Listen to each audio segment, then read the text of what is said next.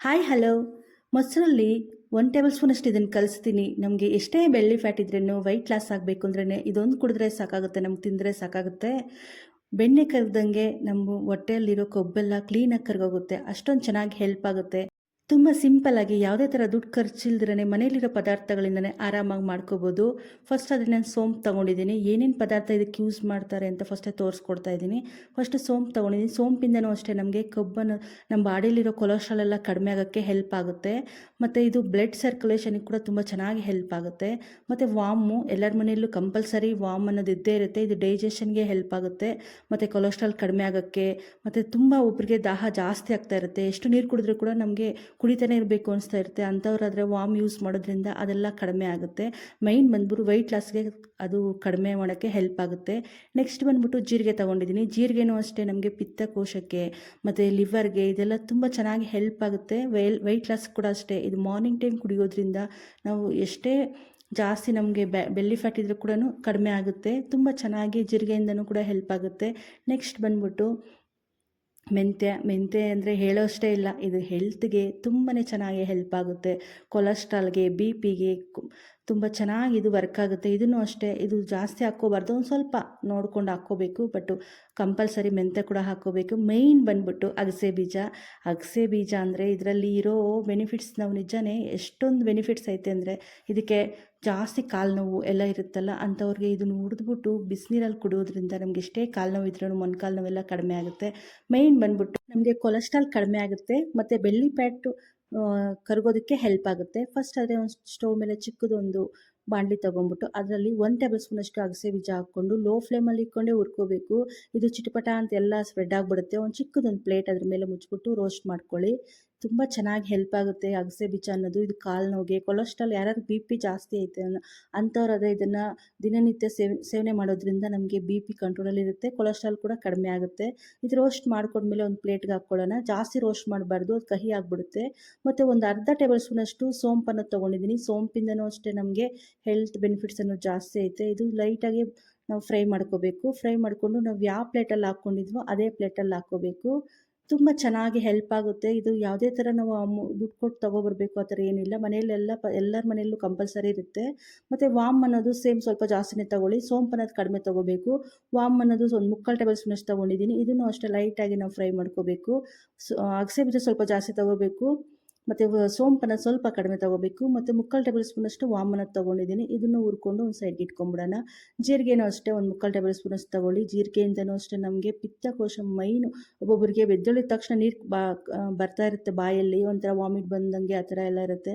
ಅಂಥವ್ರಾದರೆ ಈ ಥರ ಕಷಾಯ ಮಾಡ್ಕೊಂಡು ಕುಡಿಯೋದ್ರಿಂದ ಕೂಡ ಅಷ್ಟೇ ಅದು ಚೆನ್ನಾಗಿ ಹೆಲ್ಪ್ ಆಗುತ್ತೆ. ವಾಮಿಟ್ ಆ ಥರ ಬರದಿರ ನಮಗೆ ಡೈಜೆಷನ್ ಚೆನ್ನಾಗಾಗುತ್ತೆ. ಮತ್ತು ಮೈನ್ ಬಂದ್ಬಿಟ್ಟು ಬೆಲ್ಲಿ ಫ್ಯಾಟ್ ಅನ್ನೋದು ಕರಗೋದಕ್ಕೆ ಹೆಲ್ಪ್ ಆಗುತ್ತೆ. ನೆಕ್ಸ್ಟ್ ಬಂದ್ಬಿಟ್ಟು ನಮಗೆ ಸ್ವಲ್ಪ ಮೆಂತ್ಯ ತೊಗೋತಾ ಇದ್ದೀನಿ, ಜಾಸ್ತಿ ಬೇಡ. ಯಾಕಂದರೆ ಇದು ಕಹಿ ಬಂದುಬಿಡುತ್ತೆ ಜಾಸ್ತಿ ಹಾಕ್ಕೊಂಡ್ರೆ. ಇಲ್ಲ ಕಹಿ ಇದ್ರೂ ಪರವಾಗಿಲ್ಲ ಅಂದರೆ ಸ್ವಲ್ಪ ಜಾಸ್ತಿನೇ ಹಾಕ್ಕೊಳ್ಳಿ. ನಮ್ಗೆ ಕಹಿ ಬೇಡ ಅಂದರೆ ಸ್ವಲ್ಪ ಹಾಕ್ಕೊಂಬಿಟ್ಟು ಅದನ್ನು ಜಾಸ್ತಿ ಸಿದಿಸ್ಕೋಬೇಡಿ. ಒಂದು ಸ್ವಲ್ಪ ಹೊತ್ತು ಫ್ರೈ ಮಾಡಿಕೊಂಡು ಅದನ್ನು ಹುರ್ಕೊಂಬಿಟ್ಟು ಒಂದು ಪ್ಲೇಟ್ಗೆ ಹಾಕ್ಕೊಂಬಿಡಿ. ಇದೆಲ್ಲ ಒಂದು ತಣ್ಣಗಾದಮೇಲೆ ಒಂದು ಮಿಕ್ಸಿ ಜಾರ್ ತೊಗೊಂಬಿಟ್ಟು ನುಣ್ಣಗೆ ಇದನ್ನು ಮಿಕ್ಸಿಗೆ ಹಾಕ್ಕೋಬೇಕಾಗತ್ತೆ. ಇದನ್ನು ಆರಾಮಾಗಿ 1 ಮಂತ್ವರೆಗೂ ನಾವು ಸ್ಟೋರ್ ಮಾಡ್ಕೋಬಹುದು. ಒಂದು ಗಾಜ್ ಕಂಟೈನರಲ್ಲಿ ಹಾಕ್ಬಿಟ್ಟು ಆರಾಮಾಗಿ ಮಾಡಿಕೊಂಡು ಒಂದು ಅರ್ಧ ಟೇಬಲ್ ಸ್ಪೂನಷ್ಟು ನಾವು ಯೂಸ್ ಮಾಡಿಕೊಂಡ್ರೆ ಸಾಕಾಗುತ್ತೆ.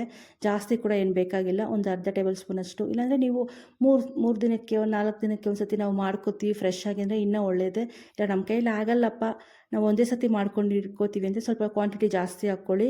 ಸೋಂಪನ್ನು ಸ್ವಲ್ಪ ಕಡಿಮೆ ಹಾಕ್ಕೊಳ್ಳಿ. ಅಗಸೆ ಬೀಜ ಮತ್ತು ವಾಮು, ಜೀರಿಗೆನೂ ಸ್ವಲ್ಪ ಜಾಸ್ತಿ ಹಾಕ್ಕೊಳ್ಳಿ. ಆವಾಗ ನಮ್ಗೆ ರಿಸಲ್ಟ್ ಅನ್ನೋದು ತುಂಬ ಚೆನ್ನಾಗಿ ಸಿಗುತ್ತೆ. ಇದೆಲ್ಲ ಒಂದು ಚಿಕ್ಕದೊಂದು ಬೌಲಲ್ಲಿ ಹಾಕ್ಕೋತಾ ಇದ್ದೀನಿ. ಕಂಟೈನರಲ್ಲಿದ್ದರೆ ಅದನ್ನು ಫುಲ್ ಗಾಜ್ ಕಂಟೈನಲ್ಲಿ ಹಾಕ್ಬಿಟ್ಟು ಫ್ರಿಜ್ಜಲ್ಲಿ ಇಟ್ಕೊಂಬಿಡಿ. ಆರಾಮಾಗಿ 1 ಮಂತ್ ಆರಾಮಾಗಿ ಯೂಸ್ ಮಾಡ್ಕೋಬೋದು. ತುಂಬ ಚೆನ್ನಾಗಿ ರಿಸಲ್ಟ್ ಅನ್ನೋದು ಸಿಗುತ್ತೆ. ಇದರಲ್ಲಿ ಯಾವುದೇ ಥರ ಸೈಡ್ ಎಫೆಕ್ಟ್ ಆ ಥರ ಏನೂ ಇರೋದಿಲ್ಲ. ಮತ್ತು ಒಬ್ಬರು ಅನ್ಕೋಬೋದು ಇದು ಹೀಟ್ ಆಗುತ್ತೆ ಅನ್ಕೋಬಿಟ್ಟು ಅಂತ. ಬಟ್ ಹೀಟ್ ಆಗಲ್ಲ. ಹೀಟ್ ಏನಕ್ಕಾಗಲ್ಲ ಅಂದರೆ ನಾವು ಇದಕ್ಕೆ ಮೈನ್ ಬಂದ್ಬಿಟ್ಟು ಮೊಸರನ್ನೋದು ಯೂಸ್ ಮಾಡ್ತಾಯಿದ್ದೀವಿ. ಮತ್ತು ಒಂದು ಚಿಕ್ಕದೊಂದು ಕ್ಯಾರೆಟ್ ತೊಗೊಂಡಿದ್ದೀನಿ. ಇದನ್ನು ಅಷ್ಟೇ ತುರುಗ್ಬಿಟ್ಟು ಹಾಕ್ಕೋತಾ ಇದ್ದೀನಿ. ಕ್ಯಾರೆಟು ಮತ್ತು ಮೊಸರು ಮತ್ತು ಇದನ್ನು ಬೆರೆಸಿ ತಿನ್ನೋದ್ರಿಂದ ನಮಗೆ ಹೀಟ್ ಅನ್ನೋದಾಗಲ್ಲ. ಒಬ್ಬೊಬ್ಬರು ಈ ಥರ ಕುಡಿಯೋದ್ರಿಂದ ಒಬ್ಬರಿಗೆ ಎಕ್ಸೆಸ್ ಆಫ್ ಹೀಟ್ ಜಾಸ್ತಿ ಆಗಿಬಿಡುತ್ತೆ. ಒಂದು 2 ದಿವಸ ಕುಡಿತಾರೆ ಮತ್ತು ಬಿಟ್ಬಿಡ್ತಾರೆ. ಬಟ್ ಆ ಥರ ಮಾಡೋರಿಗೆ ಈ ಥರ ಒಂದು ಸತಿ ಟ್ರೈ ಮಾಡಿ. ನಾವು ಮೊಸರು ಹಾಕೋದ್ರಿಂದ, ಕ್ಯಾರೆಟ್ ಹಾಕೋದ್ರಿಂದ ನಮಗೆ ಯಾವುದೇ ಥರ ಹೀಟ್ ಅನ್ನೋದು ಆಗೋದಿಲ್ಲ. ತುಂಬ ಚೆನ್ನಾಗಿ ವೆಯ್ಟ್ ಲಾಸ್ ಆಗೋದಕ್ಕೆ ಇದು ಹೆಲ್ಪ್ ಆಗುತ್ತೆ.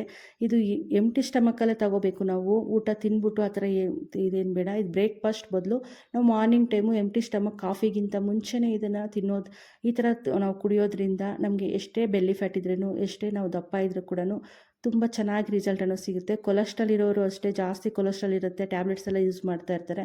ಅಂಥವ್ರು ಏನಂದರೆ ಒಂದು ಬೆಳ್ಳುಳ್ಳಿ ಎಸಳು ಬರುತ್ತಲ್ಲ, ಅದು ಒಂದು 2 ತಿಂದ್ಬಿಟ್ಟು ಬಿಸಿನೀರು ಸ್ವಲ್ಪ ಉಗುರು ಬೆಚ್ಚ ನೀರು ಬರುತ್ತಲ್ಲ, ಅದು ಕುಡಿದ್ಬಿಟ್ಟು ಮತ್ತೆ ಇದನ್ನು ತಿನ್ನೋದ್ರಿಂದ ಎಷ್ಟೇ ಕೊಲೆಸ್ಟ್ರಾಲ್ ಇದ್ರೂ ಕೂಡ ಕಡಿಮೆ ಆಗುತ್ತೆ. ನಾನು 1 ಕಪ್ ಆಗೋಷ್ಟು, ಒಂದು 3/4 ಕಪ್ ಆಗೋಷ್ಟು ಮೊಸರು ತೊಗೊಂಡಿದ್ದೀನಿ. ಅದಕ್ಕೆ ಒಂದು ಅರ್ಧ ಟೇಬಲ್ ಸ್ಪೂನಷ್ಟು ಹಾಕ್ಕೋತಾ ಇದ್ದೀನಿ ಪೌಡ್ರ್ ಅನ್ನೋದು. ಅರ್ಧ ಟೇಬಲ್ ಸ್ಪೂನ್ ಸಾಕು, ಜಾಸ್ತಿ ಏನು ಬೇಕಾಗಿಲ್ಲ. ಒಂದು ಅರ್ಧ ಟೇಬಲ್ ಸ್ಪೂನಷ್ಟು ಹಾಕ್ಕೊಂಬಿಟ್ಟು ಚೆನ್ನಾಗಿ ಇದು ಮಿಕ್ಸ್ ಮಾಡ್ಕೋಬೇಕು.